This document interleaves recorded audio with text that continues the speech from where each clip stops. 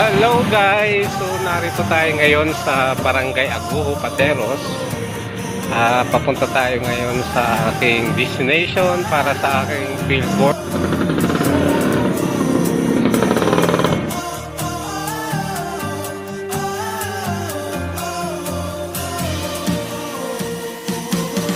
So narito naman tayo guys sa munisipyo ng Pateros. So yan guys munisipyo ng Pateros. So yan, so bagong pintura.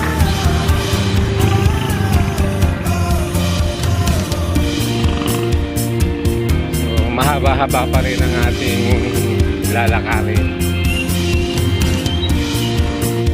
Hello ulit guys, so binabaybay natin yung kahabaan ng